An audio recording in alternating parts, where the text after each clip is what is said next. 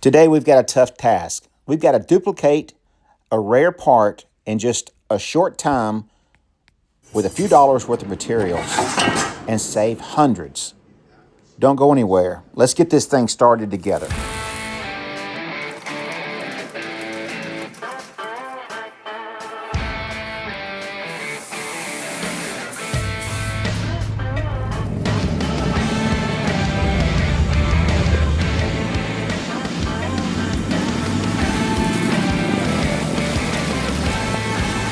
Here's what we're going to start with today. A 1956 Cadillac rear air vent, ceiling vent, bezel or sconce or whatever you want to call it. It's just a decorative piece. It's kind of raised up on three edges. That way it hides a gasket that's left over right here. You can see a cork gasket. It's pot metal, it's chrome. You can see all of the imperfections in the chrome that are coming out. That's not rust, it's just what chrome does with pot metal. I'm assuming that this is pot metal. Our job today is to do our best on a budget to duplicate this. Now, if you wanted to go do it the hard way, you'd take this, you would make you a pattern, use this for sand casting, go ahead and do it out of aluminum and polish it. You could make it out of steel, bevel the edges after you curved it, and you still got to figure out how to get this recessed area back here. Then you got to send it out and have it plated. You're going to be out a lot of time, a lot of money, and a lot of hours. So today, I'm going to show you how I made one. Let's get started. Our goal is to see how quick and how fast and how cheap we can make this at home in our shop. The product of choice, we're going to start with some flat aluminum sheet metal in around about the same thickness as the die cast or pot metal. Well, it's a nice snowy day, so let's get started. Now, the hard way to have done this would have been to take this one piece that I've got, sand cast it, make a mold, pour it up with some aluminum, let it cool, trim it down, sand it down, polish it, or send it off to have it plated. Well, what I just mentioned is about 2 days worth of work, and my chromer would have probably charged a couple $100 to coat this thing for me in a nice copper, then a chrome, and we would have been out quite a bit of money. That times two, plus the time that we spend on it, would have probably made this project in the $600 to $800 range. That's counting the hours, the materials, the chrome plating, and that just wasn't in the budget of my buddy that I'm doing this for. So what I did, I started with this thin aluminum sheet metal. Now, when I say thin, it's the same thickness as the material that we're copying, close to it anyway. Now, this pot metal that these are made out of is kind of like aluminum. If you guys are familiar with pot metal, it's just a bunch of pot metal poured into a mold and basically sent off and had it plated. What I'm trying to do here is this is cut longer than the piece so that I can cut off the ends that I'm unable to bend. I'm working it out, just trying to get the same contour as what I've got already. Now, I didn't really want to use an English wheel or anything like that, and I'm not even using this roller, the slip roller, as intended, because it would have probably been a little bit tougher and rolled it too tight, and it's working just fine the way I'm using it. Besides, if you guys have got a piece of tubing at home, a welding tank, propane bottle, you can achieve the same thing that I'm doing right here. Just taking my time and working my way through this, not trying to reinvent the wheel or anything, just getting the job done. This is just one step of many that we've got to continue to do before we can get this thing anywhere near what we're making. All right, so I achieved the shape that I was looking for. Now it's time to do a rough cut on this strip. We're only going to cut it down to where we need it, but we're going to leave these, I'm going to leave the lines that I traced out on here. We're going to sneak up on those in just a minute with a belt sander, just to make sure that we're right where we need to be. Besides, when you cut this stuff, sometimes it leaves a little rough of an edge.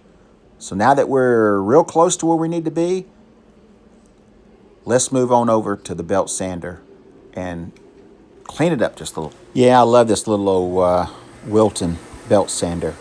It's a Facebook Marketplace score. I think it was $150 because it was three-phase. I made that three-phase converter. Works just perfect. All right, so this right here is a Whitney punch. This thing comes with different dies, and anytime you're working with sheet metal with a punch instead of a drill, it sure makes things a lot cleaner and neater. And you can get right up in there where you want, and just with one simple pull of the trigger, you've made yourself a hole. Now, I'll put a link in the description. I've had this thing for probably 15, 20 years, and I bet you they've been making it the same way for the last 50 or 60. The punch is a game changer, but you can't always get to where you want it. So if the punch is within the width of the jaws from the edge, then that's great. If not, then you're going to have to find yourself a drill and go that route. Plain and simple. Now, let's see if we can move on to the next step. Now, boys and girls, we're getting really close. The most important part is to come. We've got to give it that little beveling detail. That is what's going to make or break this. If we can achieve that little beveled edge so that it'll hide the gasket, then I believe we've got a home run. Now, guys, the last time I wore this sweatshirt on the video, y'all started passing the hat around for a collection for old Spanky, because that's just plain ridiculous to have all the sweatshirts and t-shirts that I've got in stock that you guys get sent every month, for me to be wearing something like that. Well, that shirt's about 25 years old. It's been washed a couple 100,000 times, and it just fits really good. Just don't get it caught up in a machine. All right, we've come over here. We're going to check it against the master one more time. You can see I left just a little fraction hanging over the edge, because when we make this beveled part, that is going to change, and they should be exactly the same shape. So we're going to go ahead and do our next step, make a few adjustments on this, and punch the last one, set of holes, and then we're ready to go. So now we got to determine how much we need to bevel the edge. So I've got a gauge right here, and it's showing 1/4 of an inch. So I'm going to go ahead and scribe the 1/4 of an inch, but I'm only going to use half of that. So I don't have anything smaller than 1/4 of an inch to gauge off of. So what we're going to do is take my sheet metal gauge, little sharp edge. I'm going to run it around the aluminum on the inside, not to leave a mark on the outside. And that is going to give me a bend allowance that we're only going to use half of. So the edge of that 1/4 of an inch is where the bevel starts. So we really only want to start bending halfway on that mark. So let me show you. Now, I've showed you these pliers in the past. I'll leave a link in the description for you new guys. But these are non-marring pliers. They don't have any kind of teeth on them. You could use a crescent wrench. You could use a lot of different things to help you with these. But I love these little pliers. What a grip they make. Now, these are the ones that are a little bit more expensive. And I showed you some on a video a few months back where I bought the identical set of these for a fraction of what these cost off of Amazon, and that's the link that I'll share with you. So I'm just going to nibble my way around the edge, non-marring. And they're going to leave a little bit of a mark on this aluminum, but it's not much. I'm going to show you how I'm going to get rid of any marks here shortly. So now that we've gone all the way around, we've bent it to where we need it to be. It looks real close to the piece that we're copying. And now I'm going to knock down a little bit of those marred imperfections that I left on the outside edge with a very fine file. Not a rough coarse file, but a fine file. So we're going to go around here, knock that down, and then we're going to proceed on to the next step. Guys, we're getting close. I can feel it right now. I think we're going to do a happy dance at the end of this video. But wait, we're nowhere near finished, but we're speeding up on it pretty quick. All right, now this is the part that makes all the difference in the world. After the file, I went 320 on the sandpaper. Then I went 500, 600, 1,000, 1,500, and then 2,000 grit on the paper. Yep, I know it sounds like a lot, but it takes each one of those to remove the sand scratches that the previous one left behind. Now, you can go straight from 320 to 2,000 if you want to, but you're going to go through a lot of 2,000 grit paper and a lot of sanding before you remove all those scratches that the 320 left behind. So doing it in stages only takes a few minutes per piece, and it makes all the difference in the world. Get rid of all the scratches, you get a good shine. Remembering, we're not sending these things out for no $400 worth of chrome plating. We're going to go ahead and polish these things up. The two together are going to be equal inside, and it's going to look just fine. Well, so far, I'm excited by the outcome. I think we've got us a nice looking pair. We've just got to get a little bit of shine on them. So first, I'm going to clean them up with a hand polish and make sure that we got all the big scratches out of the way. And if we did, then I'm going to move on to a little bit of power and polish them that way.